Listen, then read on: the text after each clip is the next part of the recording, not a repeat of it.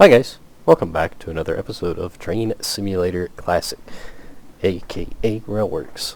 And today we're going to be taking a look at the GWR 6000 class, otherwise known as the King class. These are made by Caledonia Works. Historically, these are the second largest locomotives employed by the GWR. They are the largest successful type. The largest of the GWR was the unique Pacific type that they tried with and didn't go any further. But these were the largest production locomotives that the GWR employed. These were built for express services on the main line from London to the west of England, and on the Chiltern line to Birmingham and Wolverhampton until 1962, when the class was withdrawn, according to Wikipedia. The first of these came out in 1927, with a total of 31 produced. They're obviously 460s. I definitely forgot I was going to set down a couple of the other GWR designs just to kind of compare, because these do hold a pretty typical GWR look and design to them.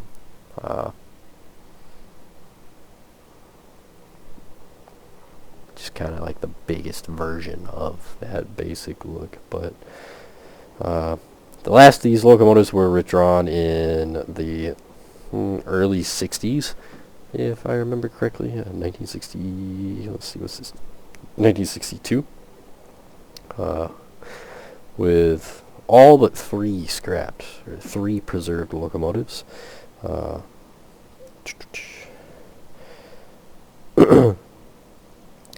The 3 preserved are number 6018 King Henry. Right? No, wrong one. I had to find the rest of the list.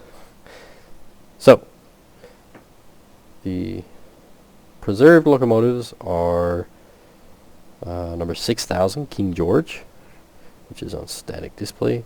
6023 King Edward, awaiting an overhaul. And 6024 King Edward the First, overhaul underway. So none operational as of this time, according to Wikipedia. Now,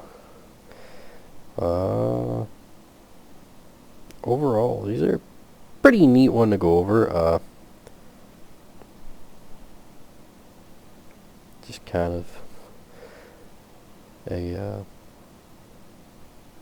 odd one for me anyway. But these are, I believe, triple cylinder.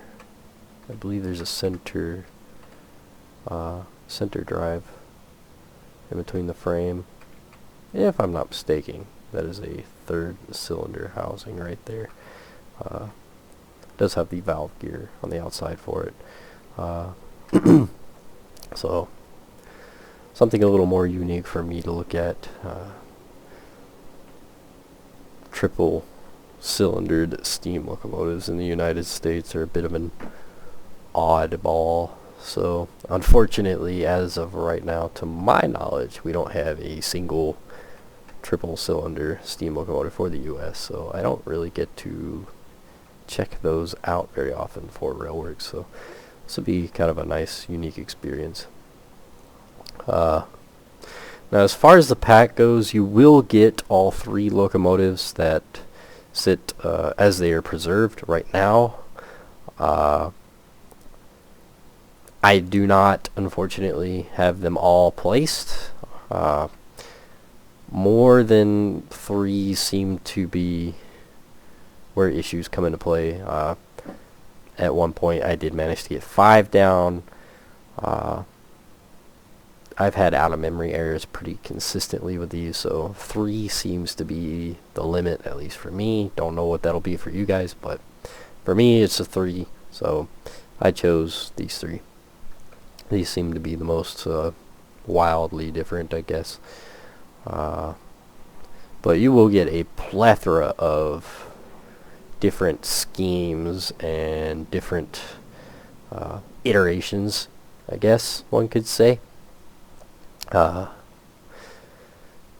Obviously you'll get the GWR styling and early GWR series from when the locomotives were first produced, as well as the different British Rail schemes as they were merged into British Rail, including the black, the Brunswick green, the blue, which is what we will be playing with today, just because I like the blue. I think it's kind of cool. But and then of course, as the 3 locomotives that are preserved sit today in their various schemes. So right off the bat, we'll hop over here to King Edward I. This is set up in the original GWR scheme, I do believe. There are some variation between the locomotives and their different errors, as you can very clearly see.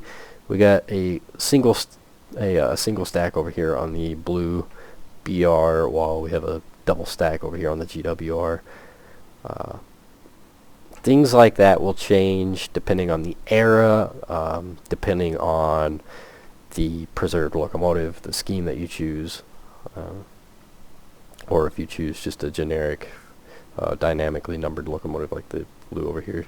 Details will change between all of those. I know the later locomotives will get a in the US we call it a deadman switch. Oh, I am so very tired. But you'll get the deadman switches. I believe the earliest versions do not have that, but most of the later iterations do, as well as the preserved locomotives. Another unique feature over here on King George V is a bell. Story on the bell? No idea. Matter of fact, I just noticed this bell. This is only my, I think, 4th time playing with this locomotive since I picked it up right now. I don't know the story of this bell outside of what it says right here. Locomotive King George V by the Baltimore and Ohio Railroad Company in commemoration of its centenary celebrations, September 24th through October 5th, 1927. Oh, that's pretty cool.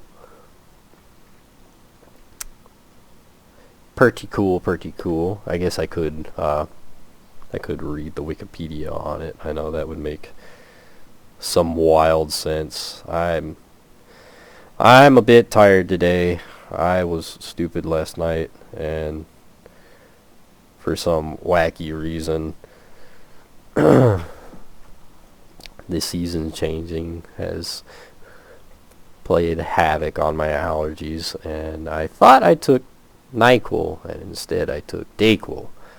So by midnight I was very much awake. So it's been a very, very long day. So you guys will have to bear with me as best as I can. But as is pretty typical of Caledonia Works, the detail on these locomotives is absolutely awesome. They have a very nice eye for detail. As you can see, we have 3D rivets. One of my favorite things to see, because oh, how I hate seeing things made today with 2D rivets, 2D textured rivets. It's just truth be told, no real reason not to be having rivets. You quite literally copy paste, unless you get into some wackiness like this right here. But like tenders, bro, it's copy paste. At this point, there's no good reason to be not having it. But very nicely detailed.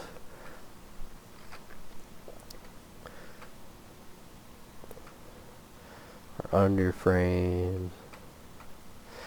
These two have Stevenson inside valve gear, so unfortunately can't see any of the valve gear. And as I said, it does have a triple cylinder, and you can kind of see the valve gear here for it, some of the valve gear motion for it. And when the locomotive is in operation, you can kind of see that third cylinder in there, the drive for that third cylinder running back and forth. But it's really, really hard to see. I get that it's mostly the shadows that are, the way CW does it, their shadows kind of kill it. It is cool that they modeled it.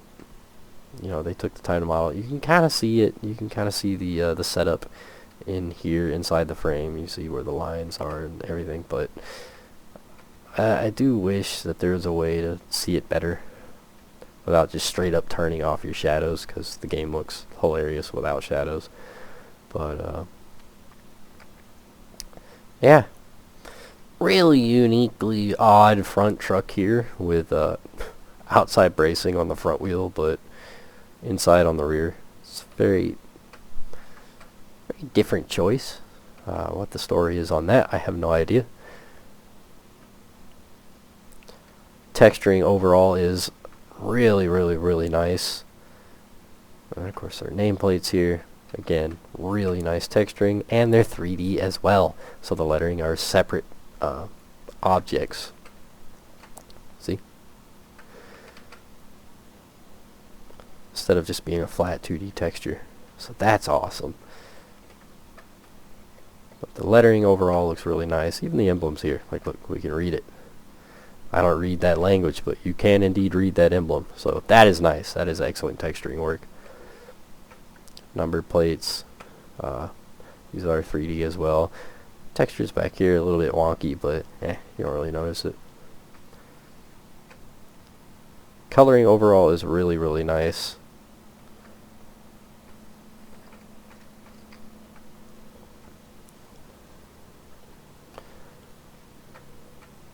I really like CW's brass work, especially the whistles. I very much like the whistles. That they look good. They look really good. Sound of a helicopter, like right up above me, but I don't see a helicopter. Idle smoke looks pretty good. I don't know why the blue here has our safety valve going off, but the other two don't. It's kind of odd, but oh well. But the idle smoke looks pretty good. I don't think it really changes between... maybe it does. Maybe I'm crazy.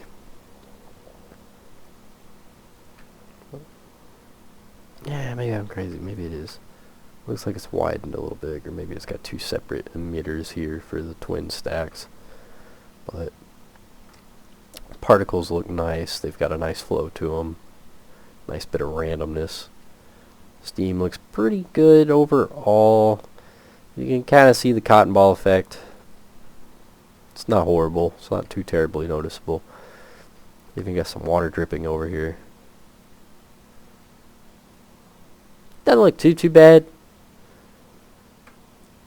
It's not the best water effects I've ever seen, but definitely not the worst. Yeah, at least they're there. They look like more like little snowballs. It's kind of entertaining. But also in the pack, you will get a siphon car. These are not wildly new to the game. Victory Works includes these with a bunch of their with all of their 262s. And a couple others, if I remember correctly. So these are nothing necessarily wildly crazy, but they are included in the pack. You'll get a BR and the maroon here. You'll get the GWR colors as well. So that's nice. It's a nice thing to go with it. And the car itself is done really, really quite well. Once again, 3D rivets, lots of 3D parts. I don't think the wood boards are separate, though. I think these are all one texture. Well, they don't overall look that bad. Not bad at all. So let's drive it. Let's take it down the road. Take it down the road. See how it sounds. See how it runs. I know how it runs. I've run it a couple times now. Who am I kidding? I bought it. Of course, I had to run it. Throw our switches here so we can get out on the rail. Let's see which way is gonna put us. Headed out to open rail. There we go.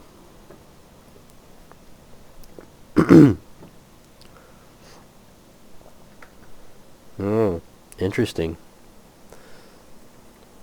We're definitely in the blue locomotive. Well, I mean, it's green on the outside too. I don't know if it's supposed to be like that or not. The outside of the locomotive is very noticeably blue, and the inside of the cab is very noticeably green. Oh well. Let's see, what do we get to play with? So we don't get the windows. A little bit sad there. Oh well. Of course, your reset here, your AWS override, for when it starts throwing a fit. Your reverser and your reverser lock, you get to play with that. A little speedometer. Speedometer is kind of low res. It's not hard to see what number is what, but they are definitely blurry. Well, oil gauge. Of course, your throttle, cylinder cocks, firebox doors, the flap here. Of course, our dampers. We don't get that. Chair. So as you can see, there are some odd things that won't show you that you can toggle them. You just have to click on them. Don't know what's going on with that, but oh well, I guess. Increase, decrease injector water, water scoop, handbrake, of course the other injector. Water scoop here. You should be able to see it. Yep. Again, it is inside the frame, so it's very, very, very dark, but it is there. It is modeled. Whether or not it functions, I have no idea. I don't know of any routes that do have water troughs on them to test it. We are on the modern Riviera. Of course, our blower, small ejector, train brake. Should be our driver's injector, fireman's injector. We don't get those. We don't get those. 2 whistles. Whistle 1. Secondary whistle.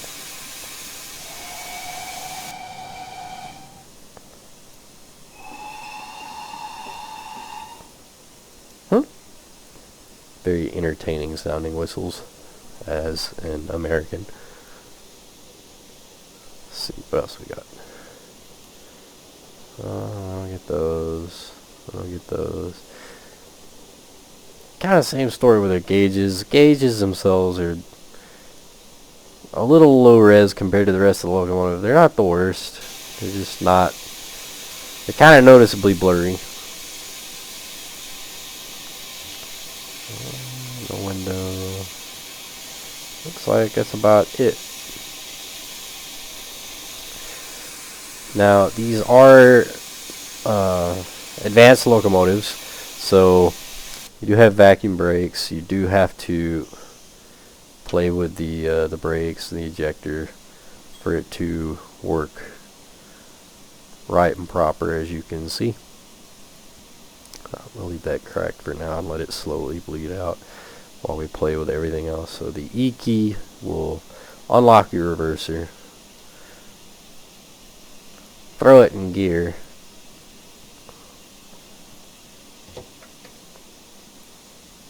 of course we want our cylinder cocks open. I believe Control Shift R, Control R, yeah. So these do have an auto fireman, as you can see. Control R will control the auto fireman. which we will let him go ahead and operate for us because it just makes life a little bit easier for making a video. So we're clear. Start cracking our throttle a little bit so it'll start pushing steam. Kill our ejector.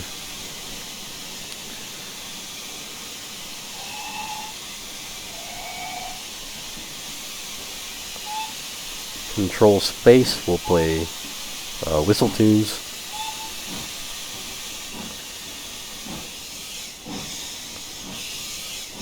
Pretty cool. With each chuff, the firebox will flare up. You do get to see that. And while we're moving relatively slow, you can see the extra cylinder in motion, especially with the cylinder cocks open.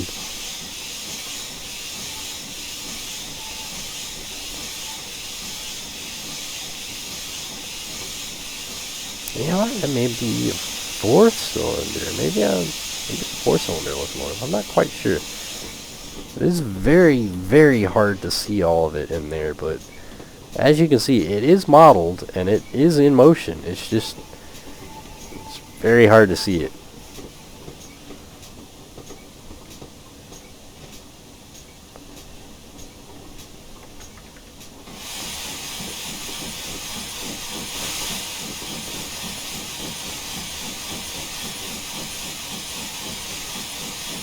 Now that we're moving, I think we can go ahead and close our cylinder cocks.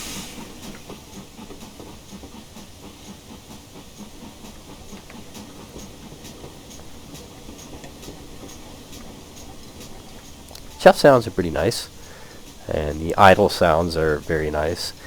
I believe Steam Sound Supreme had a hand in making the sounds, and as we've seen from them in past videos, they do excellent work on their sounds, so I expect nonetheless with these.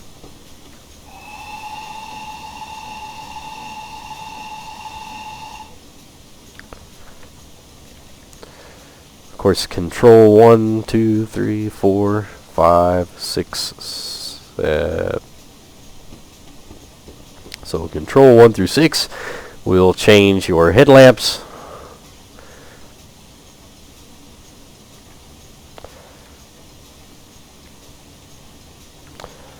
Whatever code you so desire.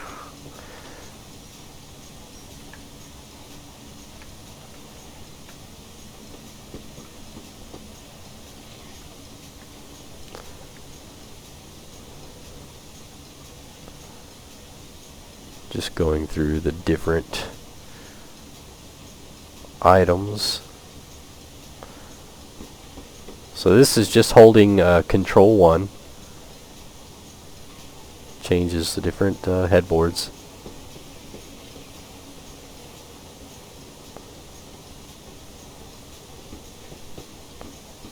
And then back to the headlights. So, a very large number of different headboards. I like the red dragon, that's kind of cool. We'll go with that.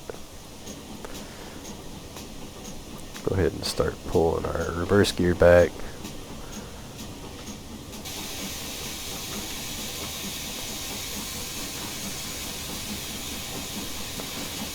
Close our ejector a little bit.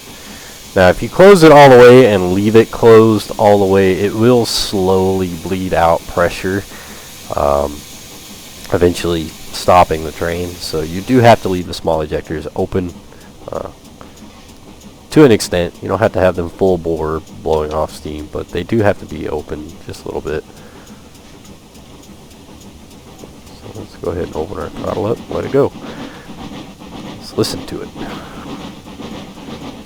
Wow, we get some sparks. Overall, the exhausts look pretty good. Does have some noticeable cotton balls popping off a little bit, but nothing too terribly wild.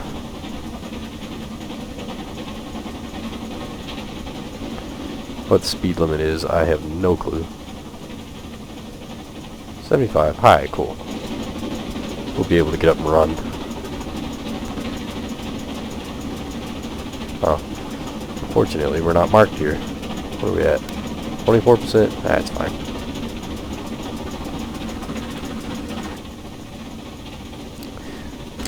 Sound pretty nice. And then, of course, using your arrow keys, you got a bunch of different cab views. Pretty typical of Caledonia Works models.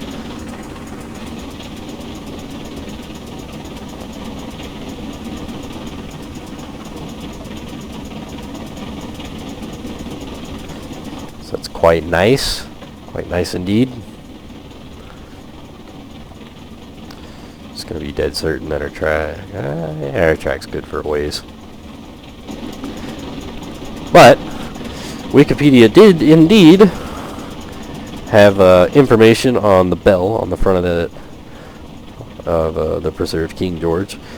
So, according to Wikipedia, after 6 months of operation, number 6000 was shipped to North America in August of 1927 to join in the Baltimore and Ohio centenary celebrations, where its sleek appearance and smooth performance impressed all who witnessed it. King George V was presented with a brass bell and cabside medallions to mark the occasion. The application of pressurized oil lubrication showed its advantages over the largely grease-lubricated American locomotives. It was even incorporated into a later design for the Baltimore and Ohio in 1928. So, that's pretty cool. So this locomotive stepped foot in the U.S. It's one of those oddballs to make it across the pond. So that's pretty cool indeed. For anybody playing on things like the B&O sub, might look a little out of place, but not too wildly. A neat story. So that is the story of the bell. Now, I do not have a very heavy train. As you can see, it's 1, 2, 3, 4, 5, 6, 7, 8. 8-car train. Not too much. So as you can see, this locomotive is pulling it with relative ease. It runs along really nicely. We're already doing a little over 80. Speed limit, I do believe, is 100, so we're good. Good to go. Good to run. Good to let it run. It's a really good sounding locomotive up at speed too. I very much enjoy those sounds. 4 cylinders. See, if I read Wikipedia a little bit more, it would explain things to me.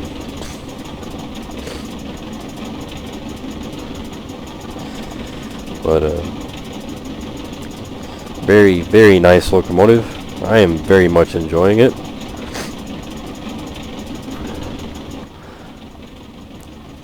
Runs nicely, pulls nicely, looks awesome, sounds awesome. It's one of the few times that I can honestly say I don't really find anything to criticize.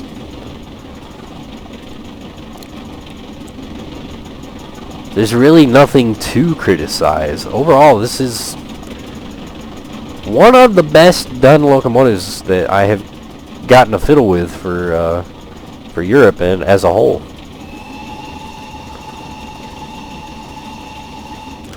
Nah, well, that is, if I really wanted to criticize something, the coal load definitely does not complement the locomotive, like, at all. I do believe that's a typical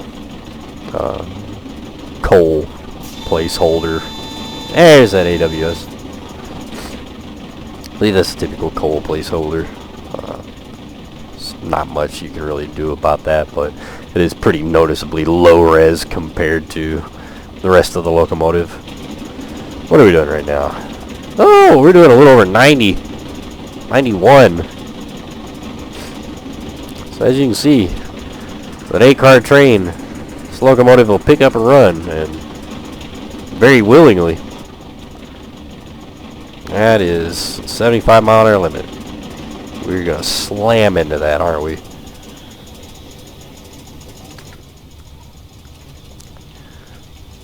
Look at that. Doesn't that look cool? 90 mile an hour. Boom. Let's come over here.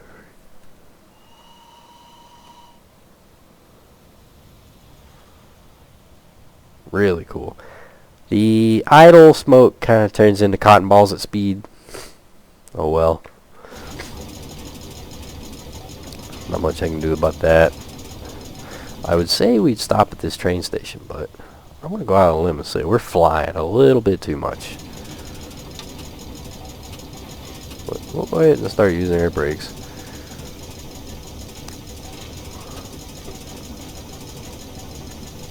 Brakes apply pretty quick. Luckily, it doesn't just come to a straight up halt. So that's nice. It's got a nice slowdown speed.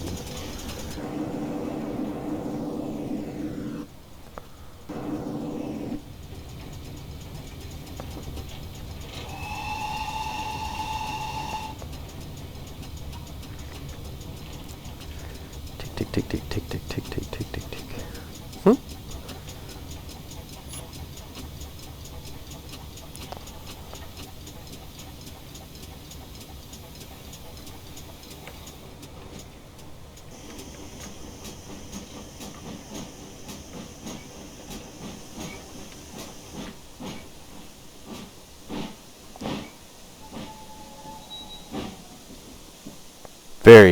Very nice indeed.